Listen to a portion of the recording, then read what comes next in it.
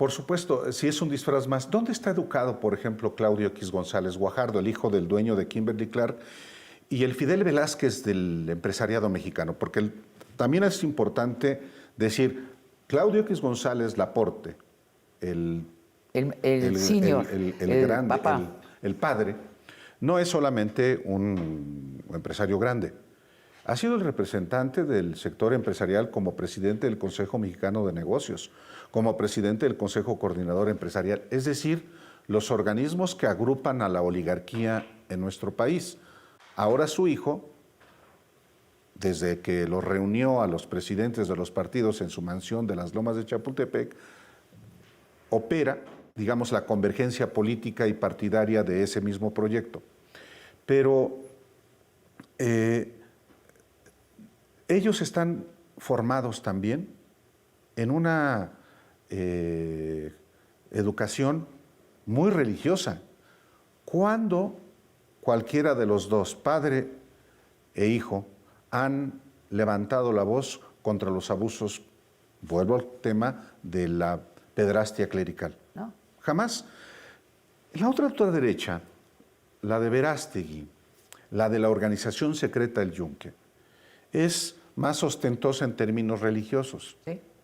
pero no es diferente a la de Claudio X González. Por supuesto, vimos las manifestaciones de Frena y de su dirigente regiomontano tan incendiario. Sí. Y es bueno que eso ocurra. Es como en su momento Jorge Serrano Limón, el presidente de Provida, era un hombre incendiario. Esa es la ultraderecha. Sí, pero era un distractor, porque la ultraderecha estaba en el poder. La ultraderecha era Carlos Salinas también. La ultraderecha era Ernesto Zedillo. Asesinos. Luego se nos olvida que quienes mataron ya después de la Guerra Sucia a opositores de izquierda fueron presidentes neoliberales. Carlos Salinas, Ernesto Zedillo. Ricardo Salinas Pliego es otro caso de uno de los empresarios que aglutina a otros empresarios y que también, bueno, hasta ahora no nos había sacado su discurso de ultraderecha, pero ahorita está instalado en eso, ¿no? Está, tú pusiste... Es hermoso, es hermoso. Sí, bueno, es Sabina. un gran personaje, es un gran personaje. Pues sí, a ver, habla de comunismo, habla de... O sea, para él el gobierno es comunista por definición. Sí, claro. Que exista un Estado es parte del comunismo. Fíjate, Sí, fíjate el extremo. es muy curioso el discurso de Salinas Pliego, pero también muy tramposo. Mira, hay dos dimensiones en el caso de Salinas Pliego que a mí me llaman la atención y que tienen que ver con este discurso de los gobernícolas a los que tanto critica. El primer tema es que él se atrinchera en ese discurso para hostigar, para criticar al gobierno. Para doblegar al gobierno, ¿no? ¿Con qué propósito? No pagar impuestos. En efecto. ¿No? Eso es muy importante obvio. que la gente lo sepa. Esa conducta tiene un propósito vulgar, no Así pagar impuestos. Es parte del negocio. Parte de un tipo absolutamente Y lo ha inescrupuloso hecho, sí. durante toda su vida. Lo ha hecho toda su vida. Pero hay otra que también es muy importante que se sepa. El asunto de la evasión de impuestos no es nueva. Electra, que es su principal negocio y por el cual no quiere pagar impuestos, nace de la evasión de impuestos. Claro. Y eso no es una invención, lo dejó por escrito su padre, Hugo Salinas Price. Lo acabo de publicar hace un mes aproximadamente, como Hugo Salinas Price, en su libro autobiográfico Mi vida en Electra. Y parte del Yunque, por cierto. Sí, a eso iba. Y benefactor del Yunque. Y benefactor.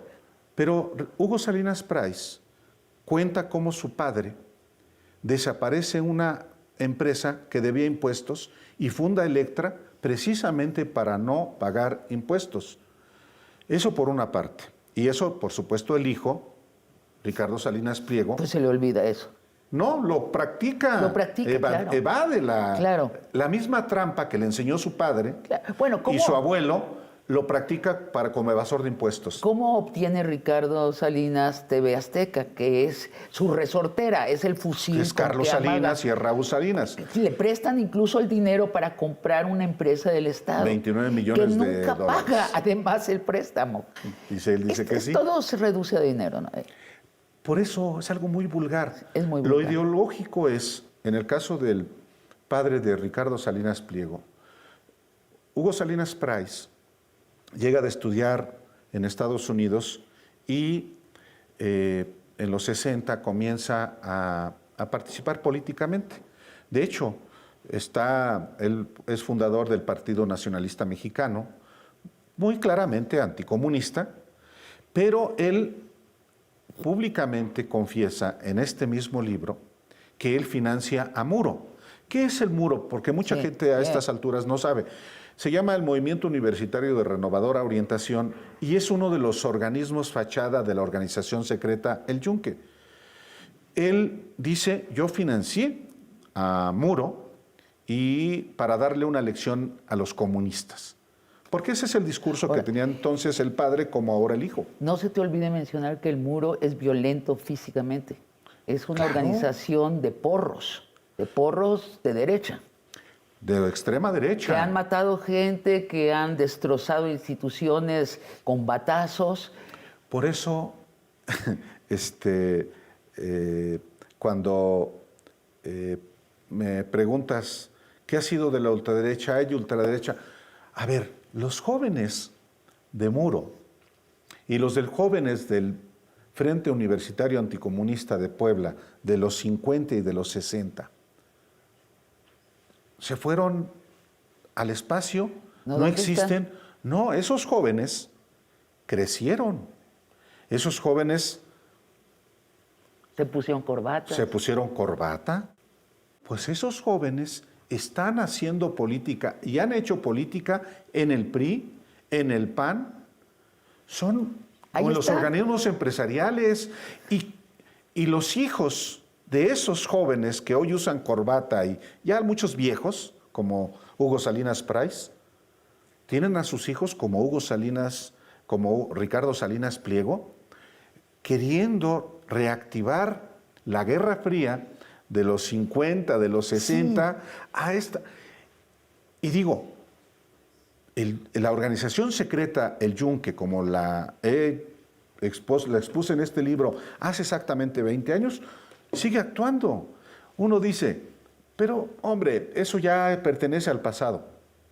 Nosotros que vivimos aquí en la Ciudad de México, pero ve a Tepatitlán, de donde yo soy, de Lagos de Moreno, Jalisco, de donde yo soy, jóvenes que siguen siendo adoctrinados por los párrocos del pueblo, porque un presidente como López Obrador quiere instaurar el comunismo en México. Vamos a un corte y seguimos con el Yunque.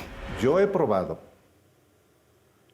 cómo se creó el PRIAN en el domicilio personal particular de Claudio X González Guajardo en las Lomas de Chapultepec. Asistieron primero Alejandro Moreno Cárdenas, presidente del PRI, Marco Cortés, presidente del PAN, Jesús Zambrano, presidente del PRD, y también Gustavo de Hoyos, que en ese momento, en 2020, era presidente de la Coparmex, y Santiago Krill como el articulador. Al mismo tiempo que hablaban estos, hablaban con Enrique Krause y hablaban con Héctor Aguilar Camín. Y los vínculos permanentes entre los dirigentes partidarios y estas élites intelectuales como la de Héctor Aguilar Camín y Enrique Krause son permanentes. Vaya, el propio Jorge Castañeda publicó de esas conversaciones casi como asesor o como asesor de Héctor Aguilar Camín con Alejandro Moreno Cárdenas.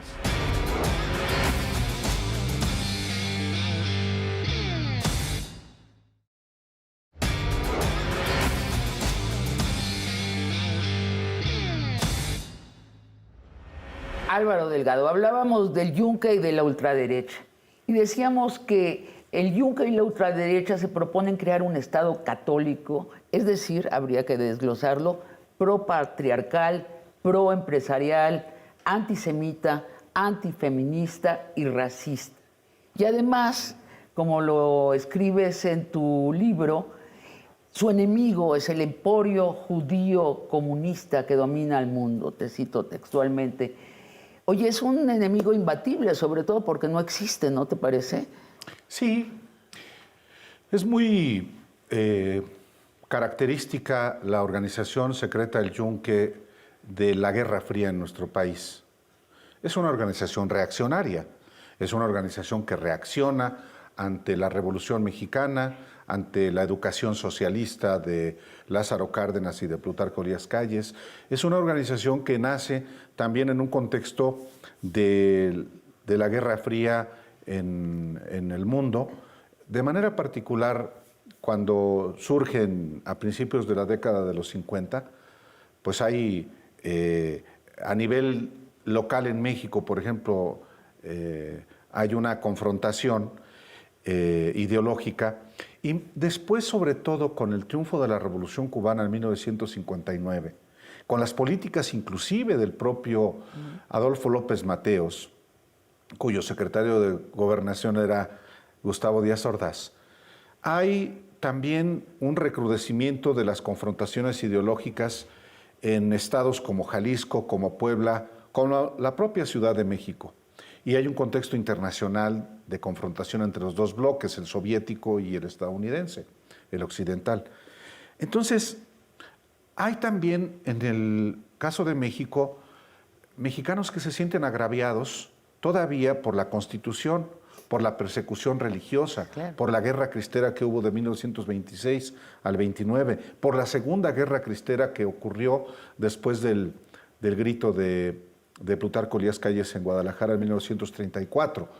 Es decir, hay un fermento que permite que haya organizaciones secretas o semisecretas o defensoras de la religión católica, por ejemplo. Ahora, todo este amasijo de valores que ellos hilan en esta narrativa distorsiona mucho la conversación pública, porque, por ejemplo, por dar un ejemplo, consideran que esta izquierda moderada que está ejerciendo Morena en el gobierno es comunismo. Y llenan las redes con esta aseveración. Y es de allí de donde viene la idea de que lo que está sucediendo en México es que nos estamos volviendo Cuba o nos estamos volviendo Venezuela. Porque todo lo que no sea nada más para los empresarios y hacia el catolicismo es comunismo. Sí, sí. Y uno, está desfasado de los hechos, ¿cierto? Digamos, uno entiende que en la década de los 30, de los 40, de los 50, todavía de los 60 y de los 70, si quieres, pues haya la idea de que hay una confabulación, una conspiración mundial de judíos, de masones y de comunistas contra la civilización occidental. Oye, Claudia Sheinbaum de alguna manera allí les embona en el discurso. Pues también, sí, claro. O sea, claro, es la representante de Soros, seguramente. De Soros. Es una cosa enfermiza, sí, que no solamente anida en la derecha y en la extrema derecha, sino en un sector de la izquierda. Yo os digo, ¿quién puede desde la izquierda asumir una posición como esa? Bueno, yo creo que nace de la ignorancia. Pero volvamos al caso de esta conspiración judíos, masones, comunistas. Sí, en los 50, en los 60, había, digamos que un caldo en el que florecía esta conspiración. Había cierta sustancia que se ajustaba al discurso. Había triunfado la Revolución Cubana, el bloque soviético estaba conformado, pero el comunismo se terminó. Claro. En realidad nunca existió, pero los países que buscaban por la vía del socialismo llegar al comunismo ya no existen. ¿Cómo calificarías a Morena? ¿Es una izquierda? ¿Qué calificativos le pones? Mira, obviamente no es un partido comunista. No. Bueno, no. Es un partido de muchos sectores, que se nutre de muchos sectores de la sociedad mexicana, que es plural. Y es un partido que yo veo plural. Tiene un perfil de izquierda a partir de enarbolar las banderas de la izquierda histórica en términos de combatir la desigualdad y la pobreza en nuestro país. O sea, insertarse en la economía para redistribuir la riqueza hacia los más pobres. Yo no lo veo como un partido que conspire contra los capitales. No, bueno, eso no le gusta a a muchos comunistas. Dicen, es que Morena es un partido capitalista. Lo es desde el punto de vista que no atenta contra la economía de mercado. Ni contra la propiedad privada, no, ni contra la propiedad privada. Oye, ni contra, ¿cómo se llama? Darle a las grandes compañías mexicanas los trabajos para construir infraestructura. Es un partido inserto en un régimen democrático establecido en la Constitución. Si, como cualquier otro partido político, de los que existen, de los que han existido y de los que eventualmente puedan existir. Y que da por saldada el asunto de las libertades individuales. Dicen, si tú puedes acostarte con quien quieras, casarte con quien quieras, cambiar de género si quieres. Hay un avance civilizatorio, en realidad, hasta en el PAN. Y digo hasta en el PAN porque es el partido históricamente de la derecha mexicana. También el PRI. El PRI es un partido que mañosamente se ha dicho revolucionario. Es un partido de derecha, el PRI. El PRI se convirtió en un partido inclusive de extrema derecha durante muchos años. ¿A poco ya se les olvidó que Gustavo Díaz Ordaz quiso crear en el PRI el sector patronal? Pues ese es un elemento que, digamos... de derecha.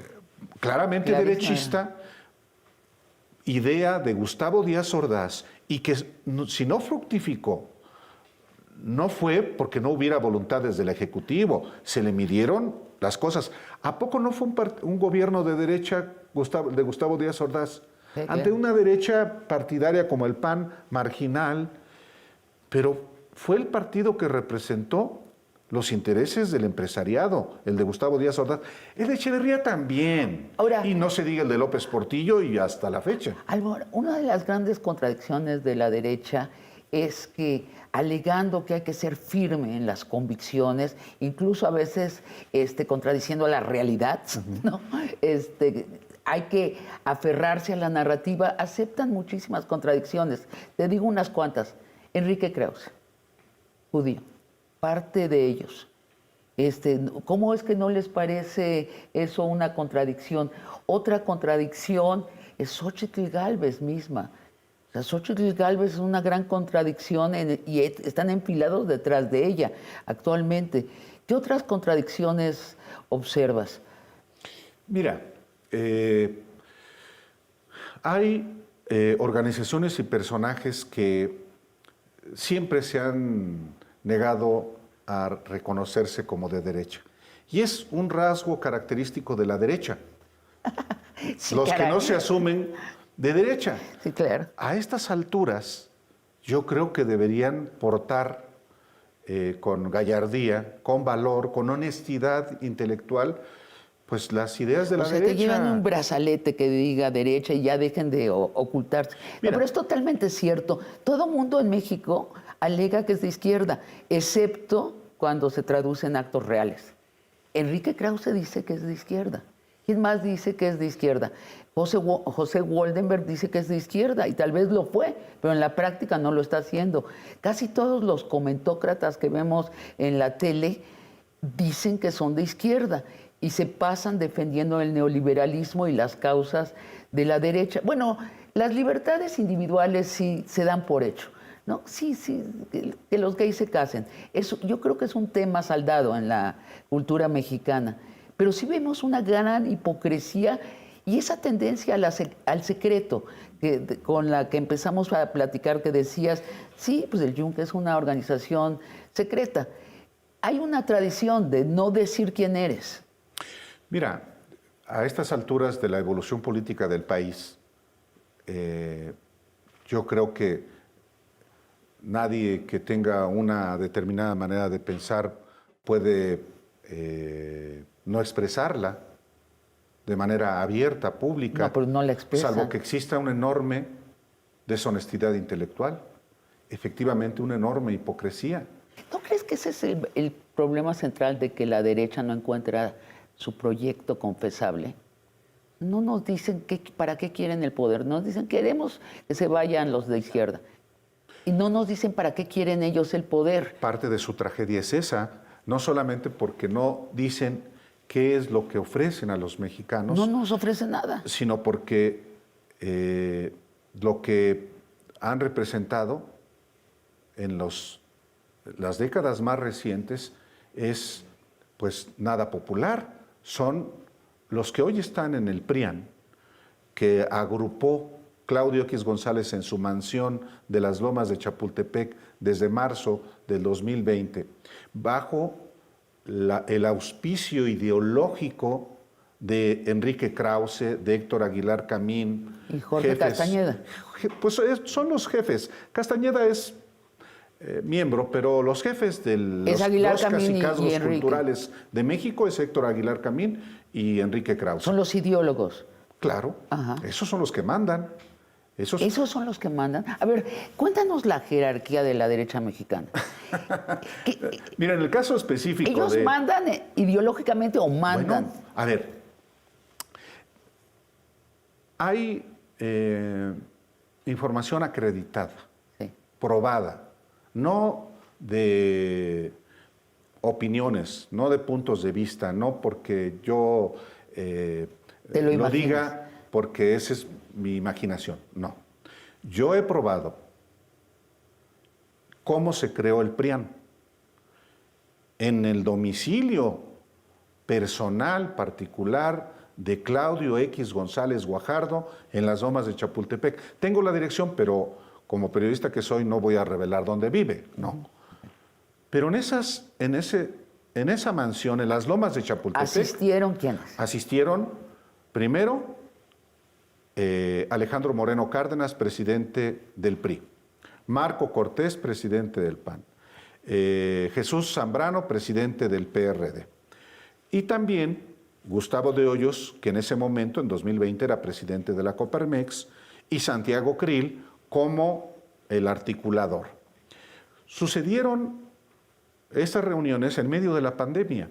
Llegaban a las reuniones con cubrebocas, con guantes y se desinfectaban. Se hicieron estas reuniones en la terraza de la mansión de Claudio X González Guajardo.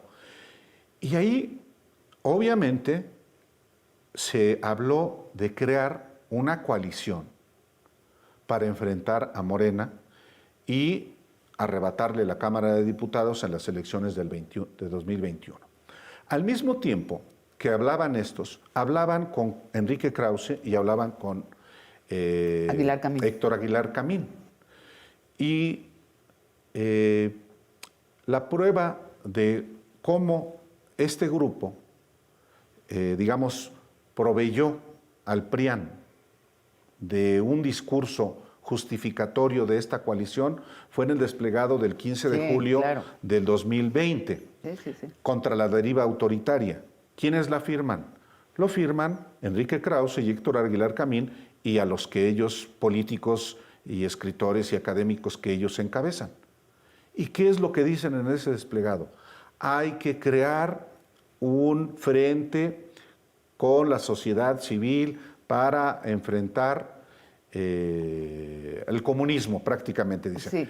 Y los vínculos permanentes entre los dirigentes partidarios y estas élites intelectuales como la de Héctor Aguilar Camín y Enrique Krause son permanentes. Vaya, el propio Jorge Castañeda publicó de esas conversaciones casi como asesor o como asesor de Héctor Aguilar Camín con Alejandro Moreno Cárdenas.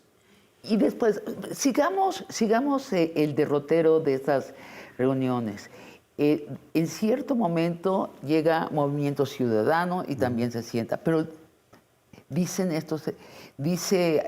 Dante Delgado director de Movimiento Ciudadano, esto es el Titanic y yo no me voy a subir al Titanic. Y ellos no se dan cuenta que es el Titanic porque piensan que es suficiente proyecto sacar a la izquierda del poder. Pero las elecciones, no en la Ciudad de México, pero en el resto del país, les ha probado que no es suficiente proyecto. Su gran problema es que no tienen más allá de eso que los unió, un proyecto que ofrecernos a nosotros, a la gente. Ese es el problema de nuestra derecha. Sí, qué bueno que mencionas el caso del Partido Movimiento Ciudadano, porque también fue invitado a estas conversaciones en la casa de Claudio X González.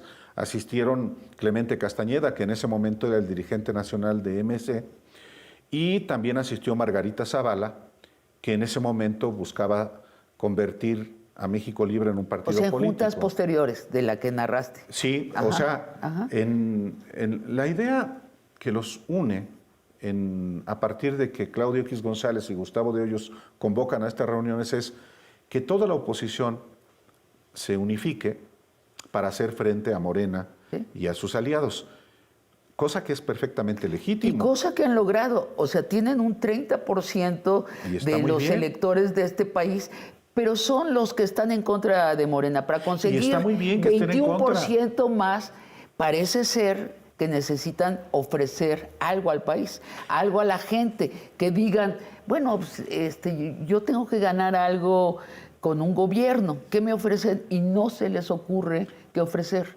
Bueno, sí se les... ¿Qué se les Pero ocurre? Es que sí es de comedia. Es una maravilla lo que está pasando en México en este momento, porque, a ver, la idea legítima de quienes no están de acuerdo con el proyecto del presidente López Obrador y de Morena y de sus aliados, qué maravilla que haya oposición. Sí, claro. Combativa. Así es, y que revisen al poder. Incluyendo grosera. Exacto. Que le diga groserías al presidente. Está bien. ¿Quién está en la cárcel por eso? Nadie. Que se sepa, no están las mazmorras llenas como si estaban en otros gobiernos. ¿Quién ha perdido su trabajo en los medios, en el periodismo, por criticar al gobierno, criticar al presidente? Que yo sepa, nadie. Mejor perdió su trabajo. Bueno, Alejandro Paz Varela y yo, nosotros salimos de la octava. Exacto. ¿Cómo un programa exitoso llega a su fin? ¿Qué pasó? ¿Quién presionó? ¿No? Claro. Bueno, pero diría yo, qué bueno que se organice la oposición, que critique, que exhiba las corruptelas, los abusos, las insuficiencias, las incompetencias del gobierno o de los gobiernos de Morena, que ya tiene tantos en el país. Y lo hacen muy bien, oye. Nada más ¿qué? Que cuando se trata de ofrecerle algo diferente a los mexicanos, traen, primero, fíjate cómo son las cosas, le asignan el trabajo del programa de gobierno a las secretarias generales del PRI, del PAN y del PRD. Y de repente, mucha gente no lo ha notado, les dan una patada porque llega José Ángel Gurría a hacerse cargo de ese proyecto.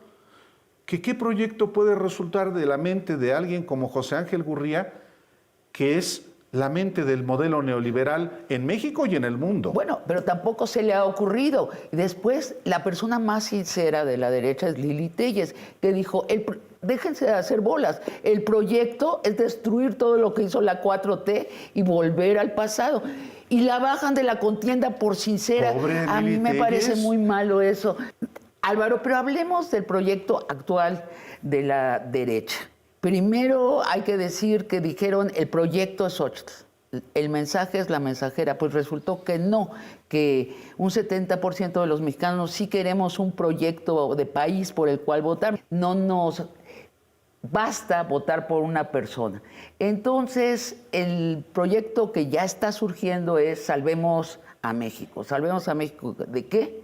De la dictadura, del desastre económico y de la disolución del Poder Judicial. Vamos a un corte y hablamos sobre el proyecto actual de la derecha. ¿Estarías de acuerdo que lo que está pasando en la prensa comercial es que vemos en vivo y en directo los war rooms los cuartos de guerra de la derecha? Sí, claro. Pues sí. Mira, es un poco lo que pasa con un sector de los medios de comunicación. Para los que existe en México una dictadura. Y yo no he encontrado todavía, a estas alturas, a un año de que concluya el gobierno de López Obrador, a alguien que pruebe que por la dictadura se le ha encarcelado o ha perdido su trabajo. Sí, no. Y hay una dictadura y quien escriben sobre la dictadura lo hace desde su casa sin temor a ninguna represalia. Puede escribir sobre lo que sea.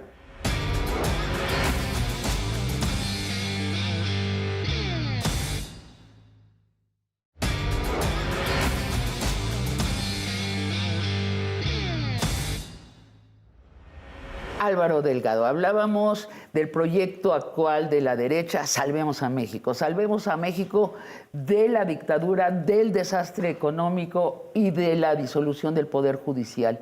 ¿Qué te parece el proyecto? No, pues una chulada, porque ¿quién no va a estar de acuerdo con que México pues no sea una dictadura, ¿no? Sí. El desastre económico que es muy evidente. Y también el pobrecito Poder Judicial. Bueno, entonces vas a votar por la derecha, ya No, te hombre, pues es que, convertiste en el corte a comercial, ya te convertiste a la derecha. Sí, porque no se vale que a los pobres ministros se les quiera pues hacer que cumplan con la pierdan privilegios pues sí. y que hagan su trabajo de manera adecuada. Y que les impidan sacar a gente rica de la cárcel. Eso es muy injusto. Yo creo que sí es muy destructivo de las instituciones. No. Por y esto de guarda, de que la... no los dejan tener a pobres en la cárcel, aunque sean inocentes. Sí. ¿Qué pasó es que con es los una privilegios? caricatura. Es una caricatura ese discurso, Sabina. Y uno lo toma con humor, porque así no es posible convencer a millones de mexicanos de que apoyen un proyecto. Confían en la desinformación de los mexicanos. Nada Eso más es lo que hacen. Sí hay mucho de eso. Y mira, yo pienso es que está correcto. Tienes un discurso. ¿Qué discurso como oposición debes elaborar ante el oficialismo para que haya mexicanos que apoyen? Sí, sí. La izquierda por décadas no logró articular un discurso o sencillamente ese discurso no llegaba a la mayoría de la población. Bueno.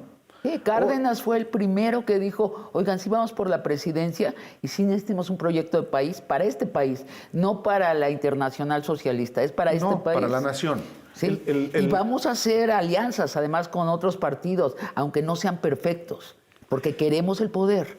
Naturalmente. Para poder hacer. Y por supuesto, es importante que haya opciones, que haya alternativa a quien está en el ejercicio del poder.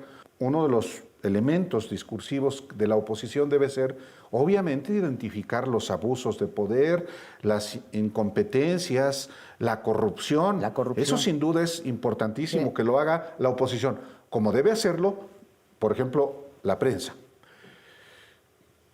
Pero es insuficiente si no hay una oferta articulada. Claro. ¿Qué es lo que ofreces ante esto? Bueno, y también no puedes afirmar cosas que la gente sabe que no son. Por ejemplo, el asunto de que estamos en un desastre económico. Bueno, las cifras de la macroeconomía están muy bien y además ha aumentado sensiblemente los salarios de la gente. Entonces no les puedes decir, estamos en un desastre económico y que no lo vean. No les puedes decir, estamos en una dictadura y que se asomen a los medios y a las redes y digan, no, estamos en una democracia. Tal vez me asusta que sea tan rijosa, tan violenta, pero esto es una democracia. El presidente no se sale con la suya siempre, la derecha no se sale, tenemos una viva conversación pública. No puedes mentir. En el caso de la economía, bueno, ahí están las cifras. En el 2020 la economía se cayó a menos 8.2%. ¿Cuántos perdieron su trabajo? Sí. Muchos, miles y miles de mexicanos. Sí. La peor pandemia en la historia moderna de México y del mundo. En la anterior pandemia, en la del 2009, la economía de México, muchos no se olvidan o no lo saben, la economía de México cayó menos 6.5 con Felipe Calderón. Bueno, y el endeudamiento de entonces fue brutal. Bueno, ha habido una recuperación y qué bueno que así sea. Hay circunstancias no solamente locales, sino internacionales. Bueno, pero el discurso de que la economía está derrumbada es un discurso mentiroso, falaz, que tampoco a los mexicanos les dicen mucho porque dicen, ah, caray, pues no se corresponde. Claro, o por ejemplo, decir el Tren Maya y el tren transísmico es una ocurrencia que están derrochando el dinero en nada y están destruyendo la selva. Vas al sureste y la gente está muy contenta de lo que está sucediendo allí. Entonces, no confiarte en que la gente no sabe es una mala estrategia política. Y es mucha ignorancia. Y yo creo que a estas alturas es una ¿Crees que es sincera ignorancia? O sea, ¿crees que nuestros comentócratas sí, hay muchas personas no salen de su casa? que no salen del corredor Polanco, Condesa, Las Lomas? Les hace falta caminar un poquito. Ahora que cuando acontece algún asunto en algún estado de la República, no saben ni dónde queda. A este país hay que caminarlo y hay que hablar con la gente. Y esa comentocracia y esas élites económicas, intelectuales, políticas, académicas, con trabajos salen a Naucalpan en el Estado de México, los que viven en la Ciudad de México. Con trabajos saben dónde queda Huixquilucan, dónde queda Tlalmanalco, dónde queda sí, pero Valle salen de a Chalco, Valle de Bravo. Coacalco. A Valle Bravo sí van, a Zihuatanejo también. Y eso, y van a la carretera y dicen, ay, ese es otro México, es que es Peña Nieto. Tenemos una calidad de opinión en México profundamente ignorante y profundamente rabiosa. Nuestro penúltimo tema es ese. ¿Estarías de acuerdo que lo que está pasando en la prensa comercial es que vemos en vivo y en directo los war rooms, los cuartos de guerra de la derecha? Sí, claro. Pues sí. Y es muy bonito también porque reflejan eso que decíamos hace un momentito, la profunda ignorancia de muchos de quienes son los ideólogos del PRIAN, que hoy ha tomado transitoriamente el nombre de Frente Amplio por México. Muy pretencioso, si creen, Frente Amplio.